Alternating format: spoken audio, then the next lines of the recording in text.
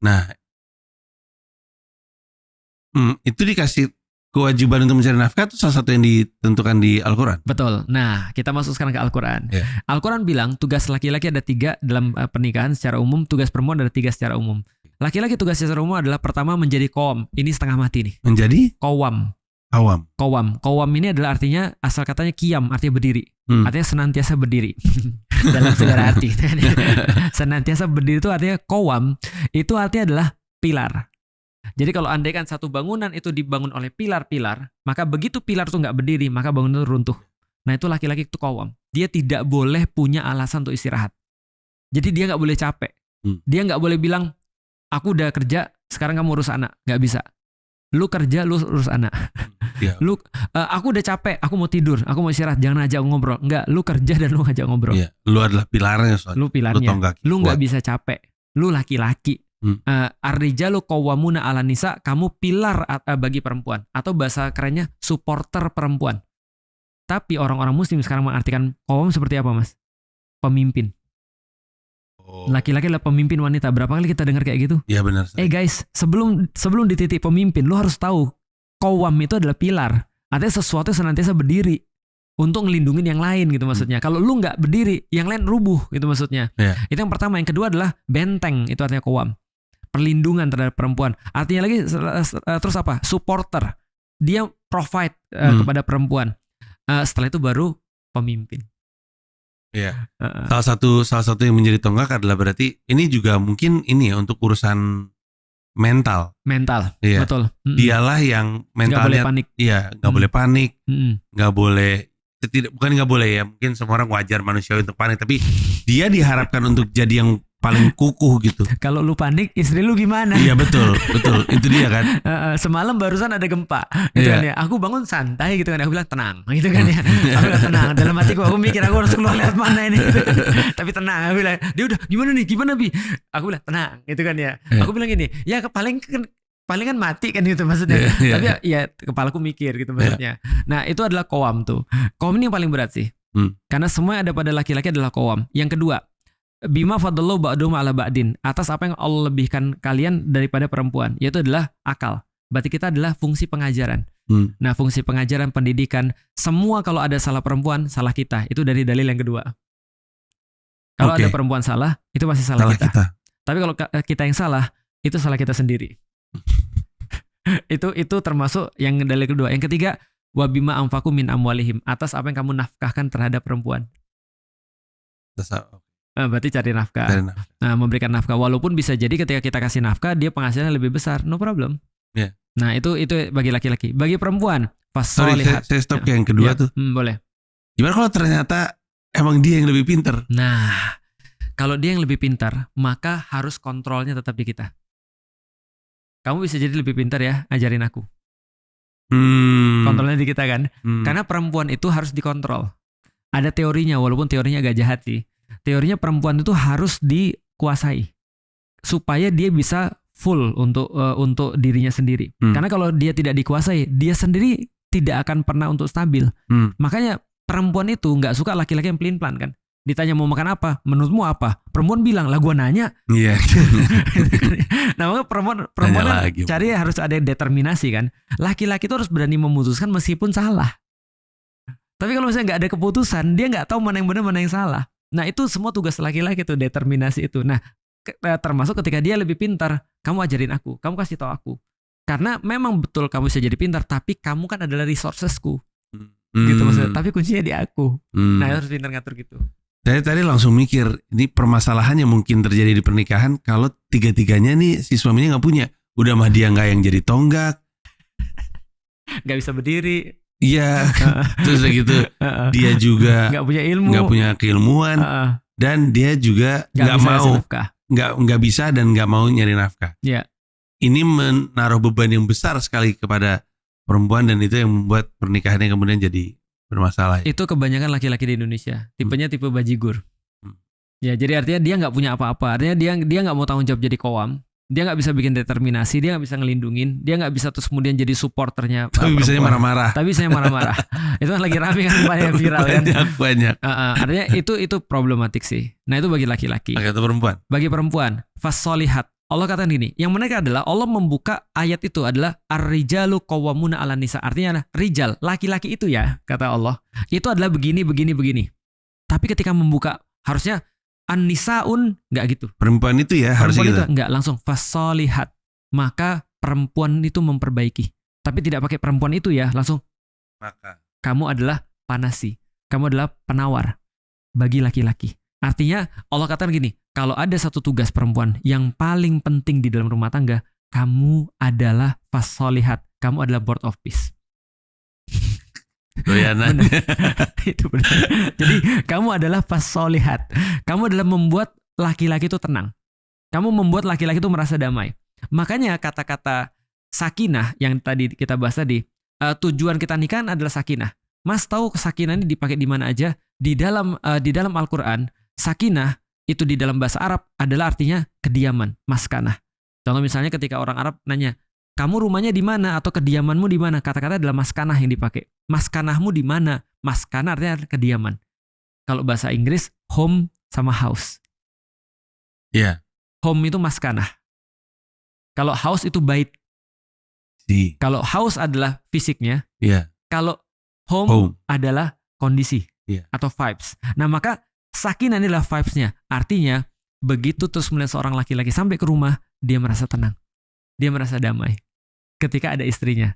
Aku secara pribadi, bukan karena aku pengen membanggakan istriku, enggak. Aku tuh enggak bisa apa-apa kalau enggak ada istriku. Jadi misalnya kalau aku pulang ke rumah, enggak ada dia, itu aku langsung tiba-tiba mau marah, Mas. Aku enggak, karena aku enggak jelas. Aku harus ngapain nih? Aku enggak jelas nih. Aku naik ke atas, aku mau nonton film, enggak bisa. Aku misalnya mau baca, nggak bisa karena kepikiran gitu maksudnya. Ini nggak ada yang jadiin aku sebagai rumah gitu maksudnya. Kan kata-kata welcome home itu kan harus ada yang welcoming, Mas. Kalau nggak ada yang welcoming itu kan bukan home. Nah di titik itu aku bilang ketika ada istriku di rumah, ke atas dong. Sampai di atas aku nonton film. Terus dia nanya, lu manggil gua ke atas lu nonton film, bukannya kita diajak ngobrol atau apa? Aku bilang enggak, kalau ada lu baru gue bisa ada nonton film. Kalau enggak gue nggak tenang. Nah itu adalah maskanah. Nah jadi perempuan yang pertama adalah fasolihat. Dia yang mendamaikan. Dia yang menjadi sebuah penawar. Ketika laki-laki itu punya masalah apapun di luar, dia selalu bisa menemukan ketenangan, sanctuary di dalam rumahnya. Itu yang pertama. Yang kedua, qonitat. Dia yang beribadah pada Allah. Jadi cara dia untuk berterima kasih dapat suami yang baik adalah beribadah pada Allah. Yang ketiga, hafidot. Dia menjaga. Menjaga apa? Menjaga suaminya daripada aib-aib yang bersifat fisik dan aib-aib yang bersifat tidak fisik, menjaga hartanya dan kehormatannya. Enak banget kan kalau kayak gitu kan? Iya. Yeah. Makanya kalau di dalam Islam, kalau ada marahan, yang disuruh minta maaf pertama adalah perempuan. Begitu? Iya. Rasul bilang sama para sahabat, mau nggak aku kasih tahu tentang perempuan? Lebih sering saya lagi. Nah, itu harus diubah tuh kayaknya. Kata Rasul, mau nggak aku kasih tahu tentang orang-orang yang nanti daripada istri kalian masuk surga? Sahabat bilang mau ya Rasulullah. Nah, Rasul kasih tahu satu yang banyak anak. Yang kedua adalah yang paling bermanfaat buat suaminya. Yang ketiga adalah yang tutur katanya lembut. Yang keempat adalah yang kalau dia lagi bermasalah sama suaminya atau suami yang lagi masalah kepada dia, either way dia marah pada suaminya atau suaminya yang marah pada dia, maka dia segera terburu-buru menghambur ke pangkuan suaminya lalu berkata, wahai suamiku, aku tidak bisa tidur sebelum kau memaafkan aku. Kenapa bisa begitu? Pertanyaannya. Jawabannya sederhana. Perempuan maunya laki-laki yang determinasinya tinggi, tanggung jawab, punya haibah. Haibah tuh hebat dalam bahasa Indonesia. Punya apa ya? Wibawa. Punya satu kesungguhan. Dia pengen laki-laki, semua laki-laki yang dia pengen ini ya pasti laki-laki yang kayak gitu. Nggak pelin-pelan dan seterusnya. Itu satu paket dengan tidak minta maaf. Laki-laki tuh punya ego. Makanya kalau kita tuh paling tersinggung ketika harga diri kita terkompromisasi. Perempuan enggak. Perempuan itu tingkatan tertinggi dia adalah dia harus nyaman. Laki-laki enggak penting nyaman. Laki-laki itu yang paling penting adalah harga diri. Nah, makanya ketika dia minta maaf, itu enggak ngurangin sedikit pun value-nya dia. Dan kalau laki-laki minta maaf terus-menerus, itu mengurangi value dia di hadapan istri. Akhirnya dia enggak mudah untuk buat determinasi. Dia enggak mampu untuk jadi laki-laki.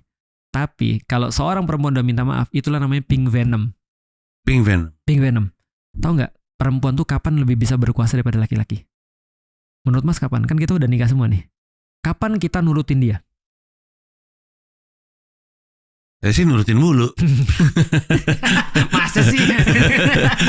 Enggak ya. Nah, Enggak selalu sih. Kapan kita nurutin dia banget? Kita abis marah kita bisa nurutin dia kapan? Kalau dia meminta-minta. Wah keren banget. Langsung bener lagi mas. Kita nurut dia kalau kita merasa in control. Iya. Kalau kita merasa in control, artinya kalau kita merasa oke nih, dia sudah nurut sama aku nih, aku nurutin dia.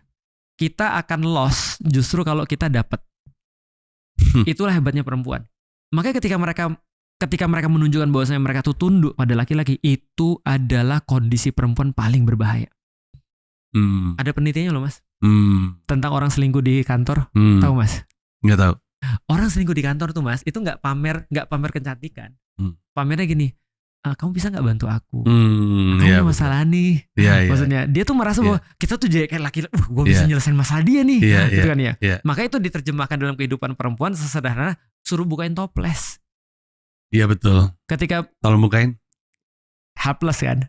Dan kita tuh senantiasa tuh kayak kalau ada lihat orang helpless kayaknya kita tuh mau bantu banget ya. Jadi merasa kuat dan hebat. Nah betul. Kayaknya muncul perasaan kebapakan kita kan gitu kan ya, pengen bantu orang. Itu yang berbahaya bagi perempuan tuh. Itu pink venom tuh. Dan kalau kita sudah minta kalau mereka sudah minta maaf, contoh ya, Umi minta maaf nih. Mohon maaf ya kalau Abi tadi marah, atau misalnya mohon maaf ya kalau Umi tadi marah, doain ya supaya Umi enggak gitu lagi. Kita bilang gini, enggak, bukan salah lu, itu salah gua. Kecuali kalau laki-laki bajigur. Lanjut mas gimana mas? Nyambung sama itu sebenarnya. Dalam Islam penyelesaian konflik dalam pernikahan itu diajarin ya? Diajarin banget. Rasulullah biar punya patokan gitu. Yang benar tuh seperti emang apa? kita gini harusnya gitu. Nggak usah berantem lagi soal penyelesaian, emang begini harusnya. Oke. Rasulullah itu pernah marahan sama Bunda Aisyah. Dan Bunda Aisyah itu ketahuan marahnya seperti apa sama Rasulullah. Kalau misalnya Bunda Aisyah masih ngomong ya Rasulullah, itu berarti dia masih sayang tuh. Masih belum marahan. Tapi begitu terus kemudian dia nggak manggil dengan ucapan ya Rasulullah, cuma ya Muhammad gitu aja, nah itu lagi marah tuh. Ya biasalah ibu-ibu kan kalau sudah nyebut Panji Pragiwaksono, nah itu dia. Berarti ada masalah tuh. Kalau manggilnya sayang. Nah gitu tuh. Nah itu maksudnya tuh. Nah jadi itu ketika ada masalah seperti itu, pernah satu waktu mereka bermasalah dan akhirnya Rasulullah Muhammad minta bapaknya untuk tolong dong kami ditengahin gitu, maksudnya karena kami sudah nggak bisa nengahin diri sendiri lagi. Setelah ngobrol, oke, siapa yang mau duluan? Ya udah Bunda Aisyah aja duluan. Dia ngobrol sama bapaknya Abu Bakar. Nabi Muhammad tuh gini nih. Pokoknya gini segala. Sampai keluar satu kata yang agak nggak pas. Nabi berbohong. Langsung digampar sama bapaknya. Nggak mungkin ya Nabi Muhammad berbohong ya. Ini Nabi loh yang kamu ngomongin, hati-hati kamu jaga omonganmu. Setelah dipukul, Nabi malah bilang gini, Abu Bakar, kami nggak minta kamu kesini untuk memukul dia. Kami minta untuk mendamaikan. Yuk kita pulang saya. Nah, itu cara mendamaikan. Artinya bisa jadi dengan orang lain gitu kan ya. Common enemy. Betul, common enemy bisa jadi terus kemudian dengan komunikasi biasa. Jadi komunikasi biasa. Kalau aku di rumah, aku memanfaatkan itu sih. Aku kalau lagi ribut sama Umu Alila ya, supaya kita nggak ribut lagi, kita ngomongin orang.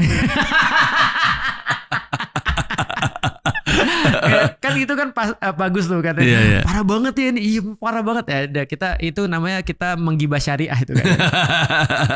Tapi kuncinya komunikasinya. Komunikasi. Ini penting banget. Tapi masalahnya adalah ketika kita lagi ribut seringkali kan kita kan gengsi.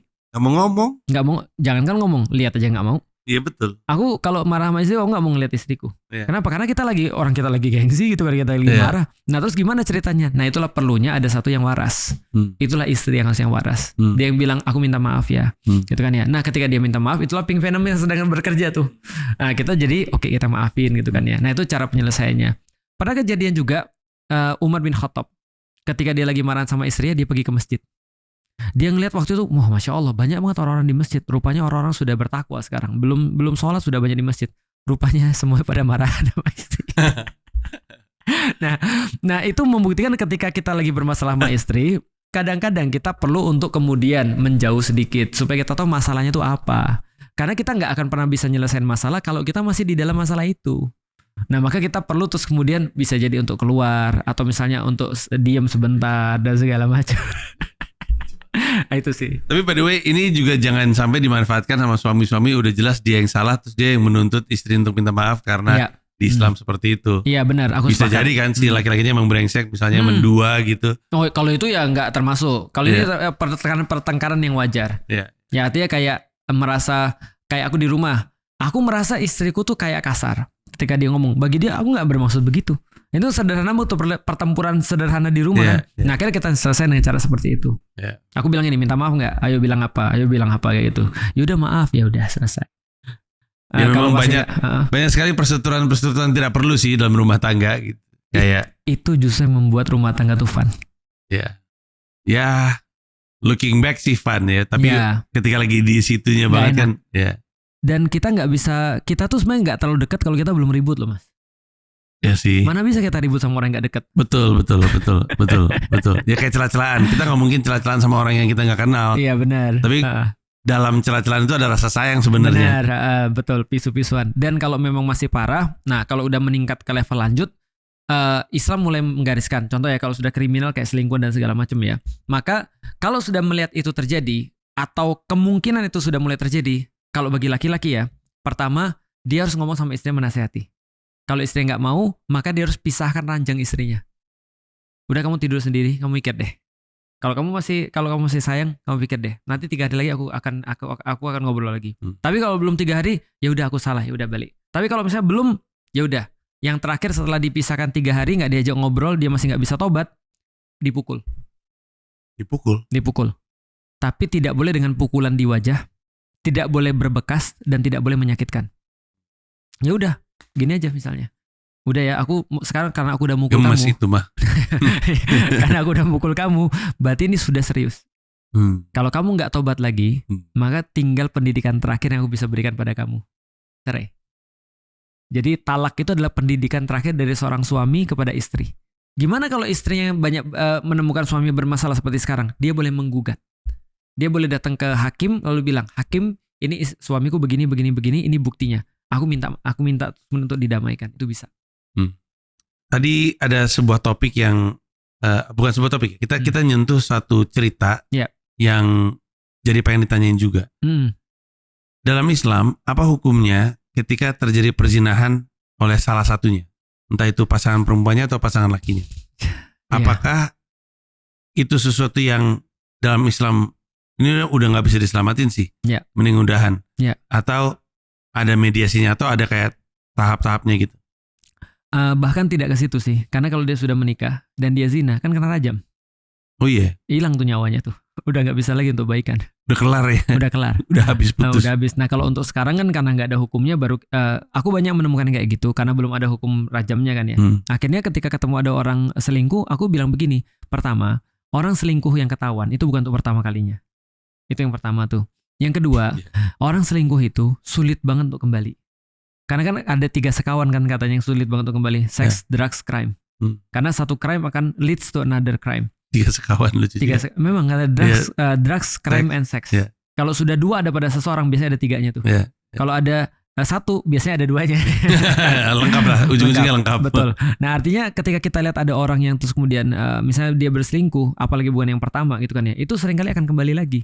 Dan problemnya kalau misalnya pun mau diperbaiki itu perlu banyak sekali effort kita. Contoh ya, ada beberapa orang yang ketika minta saran, Ustadz ini selingkuh, suamiku selalu selingkuh tapi dia katanya mau bertobat. Aku bilang oke, yang pertama bawa dia ke psikolog. Coba tes secara kejiwaan, ini ada masalah nggak sih pada diri dia. Yang kedua minta dia untuk ngaji, maksudnya mencari ilmu tentang Islam, bukan baca Quran ya, nyari ilmu tentang Islam. Coba lihat dia sadar nggak. Yang ketiga, pindah rumah. Kalau andai kan dia berzina di rumah itu. Karena tempat itu bisa jadi anchoring loh mas. Tempat bisa jadi anchoring, waktu bisa jadi anchoring, dan itu bakal balik lagi untuk kita melakukan maksiat yang sama. Nah maka itu agak sulit sih kalau aku menyarankan, kalau kamu nggak siap untuk nggak ngungkit-ngungkit, mendingan selesaiin. Tapi kalau kamu siap dan memang mau nerima yang baru, jangan ngungkit-ngungkit. Dan percaya 100% sama dia.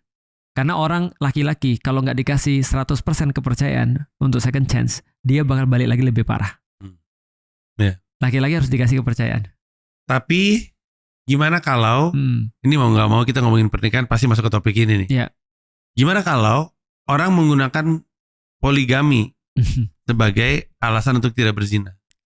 Mengingat bahwa harusnya bukan itu kan yang jadi alasan kan? Iya. Itu boleh sih alasnya agar dia tidak berzina, dia boleh. Tapi gini ceritanya. Pertama, kalau misalnya dia tidak mau berzina karena memang dia sudah didiagnosa hypersex misalnya, dia boleh untuk melakukan itu. Jadi benar-benar ketika dia hypersex misalnya istrinya tidak bisa melayani dia boleh untuk berpoligami. Karena memang ini benar-benar ya harus diputusin dokter ya, nggak self claim ya gitu. Yeah. Aku kayak hyper deh kayaknya. Siapa yang tahu tuh tiba-tiba lu bilang hyper gitu kan ya. Nah jadi harus hyper sama sangean mulu beda sih. Betul. Nah jadi artinya kalau misalnya itu hyper itu bisa jadi alasan. Tapi menurutku sekarang alasannya mengada-ngada sih. Sunnah lah. Ini terus kemudian Rasul beginilah. Pertanyaanku sederhana. Lu kalau bilang sunnah, emang sunnah-sunnah yang lain lu udah kerjain atau belum? Iya betul. Kalau misalnya sholat lu aja bolong-bolong lu bilang sunnah dari Hong Kong, gitu kan ya? Nggak mungkin lah. Nah maka menurutku sih kebanyakan mungkin bukan urusan itu. Itu yang pertama. Yang kedua. Kalau dia bilang gini, aku poligami dan aku nggak ngasih tahu istriku karena hukum Islam nggak perlu ngasih tahu. Aku pengen kasih tahu bahwasanya lu nggak ngasih tahu istri lu itu berarti lu tidak bisa manage. Lu nggak ngasih tahu istri lu nggak bisa manage pernikahan lu. Satu pernikahannya lu nggak bisa manage, lu mau manage yang lain. Gimana ceritanya nih? Iya. Lu bahkan nggak bisa ngasih tahu istri lu loh ini. Iya. Memang di dalam Islam nggak perlu izin, tapi dalam kondisi seperti apa lu melakukan itu gitu maksudnya. Kalau istri lu udah jelas nggak mau, udah jelas dia ribut gitu ya, dia merasa nggak adil, alasan apa lu terus menuntut nambah satu lagi? Orang satu aja lu nggak bisa manage. Karena harus adil kan? Betul. Ya kayak aku secara pribadi karena aku tahu aku malas dan aku nggak bisa manage ya ngapain gitu maksudnya. Iya. Nah berarti kalau ada yang lain yang bisa manage, aku nggak menutup kemungkinan karena hukum itu memang ada. Tapi kebanyakan yang alasan gitu ya, aku lihat nggak terlalu. Iya. Nggak terlalu ya poin bagusnya adalah nggak usah sunnah itu yang lu dahulukan, yang lain-lain aja dulu. Benar ya. Itu dia. Kalau aku sih karena aku mengambil dakwah ya, aku pikir gini, aku dakwah punya istri satu aja, aku berapa banyak aku nggak datangin istriku nih, atau berapa banyak aku nggak ngobrol dengan anak-anakku nih. Kalau aku istriku 2, aku pikir waduh, yang pertama mertuaku 4. Pusing nggak tuh? Lebaran ini aja bingung mau kemana gitu kan ya. Yeah. Kalau misalnya punya 2 rumah gimana? Yeah. Nah tapi ya balik lagi, apa yang works buat aku mungkin nggak works buat orang lain. Apa yang nggak works buat aku belum tentu nggak works juga buat orang lain. Artinya ya kalau mereka memang merasa itu oke ya oke. Karena pernah ada satu kasus, percaya nggak percaya, istrinya bilang gini, Mas, abang nikah aja. Kenapa? Abang lihat nggak anak-anak abang dari aku sudah berapa? Dia bilang sudah 12. Ini anaknya 12 Mas. Dan abang lihat semua anak-anak 12 ini semuanya baik. Carilah bang istri yang lain supaya benih-benih abang itu bisa kemudian bukan cuma untuk aku aja. Karena benih abang tuh bagus. Nah, aku nggak tahu itu kesaktiannya seperti apa tuh sampai bisa istri ngomong seperti itu. Yeah. Tapi itu ada. Oke. Ya pada intinya sih sebenarnya. Tapi ini kalau menurut saya ya Stad, faktor berdialog dengan istri itu jadi krusial kan dalam hal ini kan. Benar banget. Cuman yang kadang sering terjadi itu tiba-tiba istrinya udah nambah 1, yang pertama nggak tahu nambah, walaupun katanya nggak perlu minta izin. Betul. Tapi kan bukan berarti kemudian tercipta keadilan, ngomong aja nggak bisa lu. Benar. Ya. Dan ini penting banget. 2 tahun aku ngisi di kajian di masjid, aku cuma ngomong gini, komunikasi itu penting banget. Dan seringkali di rumah tangga itu nggak ada forum komunikasi itu. Iya betul. Pillow talk itu penting banget. Iya. Sebelum tidur ngobrol lah. Ngobrol tentang sesuatu. Kalau nggak bisa ngobrol tentang sesuatu, ngobrolin orang lah nggak apa-apa. Iya. Yang penting kalian ngobrol maksudnya. Karena dari sini munculnya banyak hal. Dan dari sini munculnya banyak hal yang buruk juga. Gitu. Komunikasi penting. Di dalam Islam ada,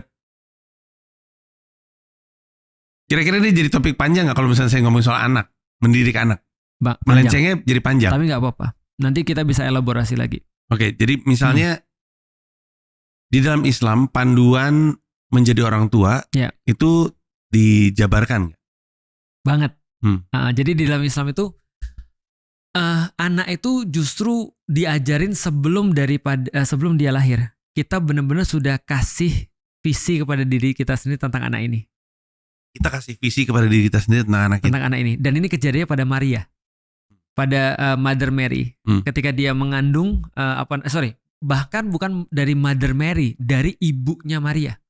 Jadi dari ibunya Maria namanya Hannah. Hannah ini ketika hamil, dia tuh meniatkan, ya Allah, aku meniatkan anak ini agar jadi pelayan di Baitul Maqdis. Iya, saya ingat. Ingat ya, yang datang ternyata laki-laki. Perempuan bukan laki-laki. Maka terus kemudian dia bilang ya udahlah, tapi niatnya udah dari awal. Nah, jadi dia didik anak ini masih dari belum di perut sudah dibuat. Salahuddin Al-Ayyubi yang kita juga cerita, suami istri yang sama-sama menginginkan pembebasan Baitul Maqdis. Akhirnya bertemu ketika mereka mau ta'aruf kan gitu kan ya. Nah, dia bahkan sebelum nikah ini anak sudah dipikirin jadi apa. Nah, ketika anaknya lahir, Rasul sesederhana memberikan sebuah panduan, ajarin anak kalian untuk sholat umur 7 tahun ya. Nanti kalau dia nggak mau sholat 10 tahun, mulai perkenalkan hukuman. Jadi 7 tahun kita ajarin, 3 tahun kita ajarin dia sholat. 10 tahun dia belum mau sholat, kita kasih kemudian ada punishment-nya loh. Dan aku nggak pernah sulit untuk ngajarin anakku sholat. Aku bingung kenapa orang-orang sulit ngajarin anaknya sholat. Karena anakku itu aku nggak pernah ngajarin juga sih. Tinggal aku bawa aja ketika ke masjid, dia ngeliat aku sholat. Lama-lama sangat senang banget ketika aku ngeliat dia ikut sholat gitu kan ya. Karena anak-anak kan niru ya. Dia pengen kayaknya keren nih, gue ikut-ikutan gitu kan ya. Nah ketika dia ikut-ikut sholat, aku senang banget tuh. Ketika aku sholat dia tidur di depanku walaupun lagi sholat gitu kan ya. Aku senang banget tuh. Nah sekarang mereka udah otomatis pergi sholat. Artinya kalau dari 7 tahun kita udah biasain dia pergi ke masjid, udah biasain ngelihat kita sholat, itu gak akan bakal perlu effort kok. Iya. Mas aja bulan Ramadan kan cuma sekali bulan Ramadan udah kejadian tuh. Iya. Tapi itu berarti kasarnya si pasangan ini harus atau mungkin sebaiknya ngonsep akan apa yang dia mau terhadap anaknya gitu kan lebihnya. Betul. Oke. Anak-anak itu tidak dikasih pilihan, di bawah 10 tahun tidak dikasih pilihan. Malah sebelum dia balik tamyiz 12 tahun, 13 tahun gak usah dikasih pilihan. Setelah terus kemudian dia mulai untuk berpikir, baru kita latih. Menurut kamu kalau ini gimana? Kalau ini pilihan ini sama ini kamu pilih mana kira-kira? Dan itu dijelaskan di Al-Quran? Dijelaskan. Dijelasin dalam Al-Quran, terus kemudian dijelasin di dalam hadis, segala macamnya. Rasulullah sendiri anaknya? Rasulullah sendiri anaknya pada meninggal. Lalu terus kemudian dia menunjukkan bagaimana cara dia mendidik anak-anak itu lewat cucunya, lewat anak angkatnya. Makanya kita tahu semua kejadian itu. Beliau begitu senang sama anak-anak. Ketika anak-anak masih dalam fase bermain, beliau tidak pernah menghalangi. Beliau misalnya contoh ya, ketika Hasan dan Husain lagi main-main, beliau diamin aja. Pas lagi sholat, pas lagi sujud, Hasan Husain naik ke atas main kuda-kudaan. Beliau sudah tetap dalam posisi itu aja. Sampai anak-anaknya turun, baru terus kemudian beliau berdiri lagi. Terus kemudian ketika lagi ngajar, Rasul ngendong Hasan Husain di sebelah kanan dan gendong Usamah bin Zaid di sebelah kiri, nunjukin sama orang, aku sayang lu sama anak-anak ini. Setiap ketemu anak-anak dikasih permen, dikasih makanan dan segala macam kayak gitu-gitu. Nanti mungkin ada masanya kita ngomongin parenting secara spesifik. Menarik banget tuh, itu menarik banget. Tapi saya mau masuk ke satu lagi topik tentang pernikahan, tapi lebih tepatnya ujung dari pernikahan tersebut. Kematian atau perceraian? Perceraian. Oke. Nah, tapi mungkin ada hubungan sama kematian. Jadi saya tuh senang banget dengar, bukan senang ya, saya sepakat dengar frasa bahwa cinta itu mesti dirawat. Ya. Karena frasa itu menggambarkan cinta itu sebagai sesuatu yang hidup. Mesti dikasih makan. Betul. Ya kayak bunga lah. Cinta itu kayak punya bunga gitu. Kita pupukin, kita kasih matahari, kita siram, kita semprot anti hama kalau perlu dan segala macamnya. Cuman cinta yang mesti dirawat itu juga mengindikasi bahwa seperti juga makhluk hidup lainnya, cinta itu bisa mati. Bersyukurlah kalau matinya bersamaan dengan manusianya. Oke.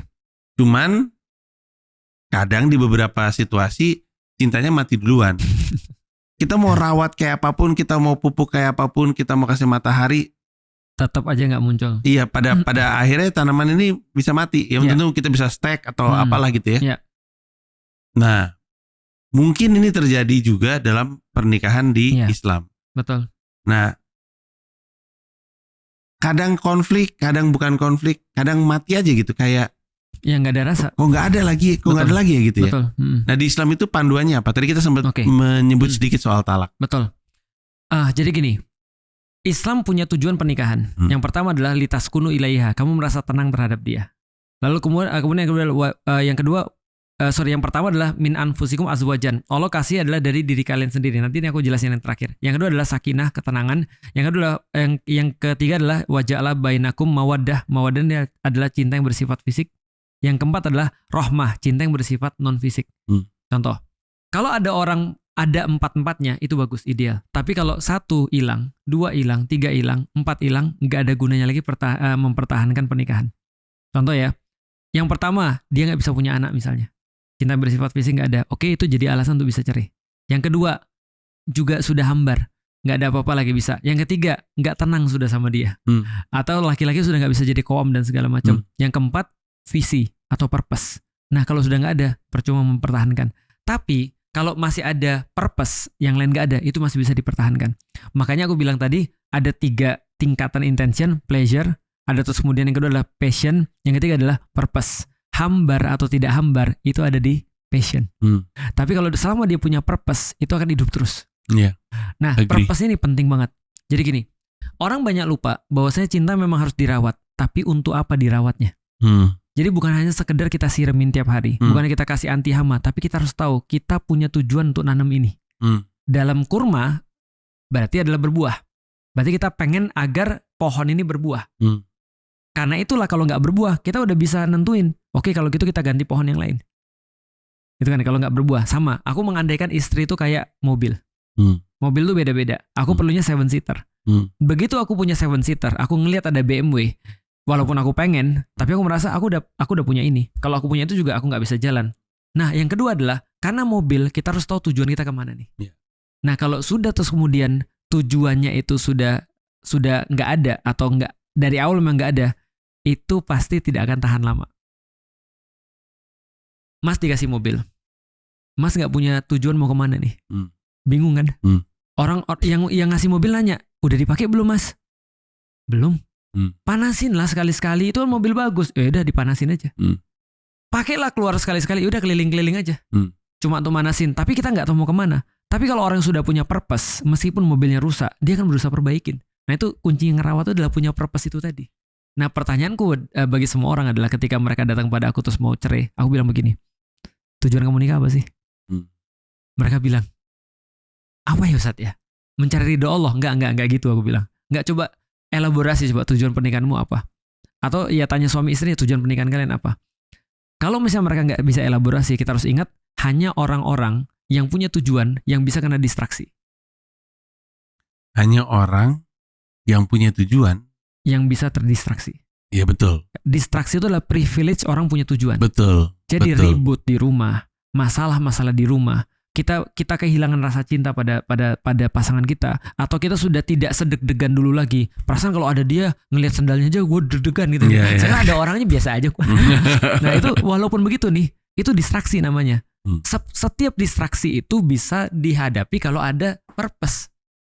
Maka distraksi adalah privilege orang punya purpose. Jadi kalau memang itu distraksi bersyukur. Tapi kalau lu nggak punya tujuan, seluruh hidup lu distraksi.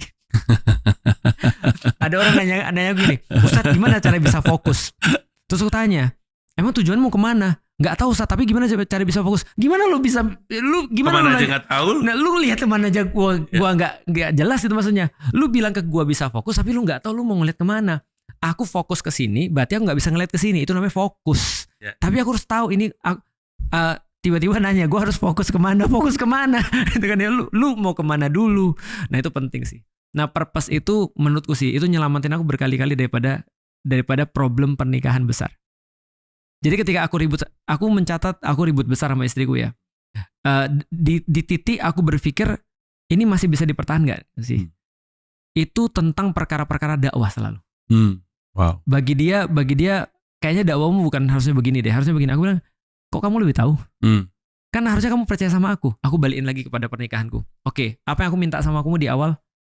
Sudah tertulis kan aku maunya apa kan? Apa yang aku minta pada kamu? Percaya, support. Udah 2 itu aja. Nggak ada yang lain. Yakin selama aku mutusin untuk dakwah, karena bukan maksiat ini. Aku sampai terakhir bilang sama istriku, Dek, kalau aku maksiat pun, harusnya kamu nggak usah ngomong. Karena aku tahu aku lagi maksiat. Jadi aku harus apa kalau misalnya aku lihat kamu maksiat? Tapi ini kan bukan maksiat aku bilang ya. Tapi kalau aku bermaksiat pun, aku cuma pengen kamu berdiri di sini aja di sebelahku supaya aku sadar kalau aku tuh salah. Karena kalau misalnya kamu malah marah-marah, aku malah nggak mau berubah. Aku bilangnya, jadi balikin lagi pada tujuan pernikahan kita apa? Kita masih mau ke sini kan? Masih. Ya udah, aku masih bisa nerima kamu selama kita masih di sini. Jadi sebelum menikah harus benar-benar jelas apa yang negotiable, apa yang unnegotiable. Punya anak atau tidak? Oke, itu negotiable. ini negotiable, ini negotiable. Tapi kalau nggak ke sini, oh sorry ya, ini unnegotiable ya. Aku bisa gantiin kamu dengan orang lain. Nah, itu harus jelas dulu. Purpose-nya apa? Oke. Namun pada akhirnya ketika emang pada akhirnya udah habis, ini semuanya nggak ada, kosong. Ya, sudah purpose-nya nggak ada, segala macam kosong ya.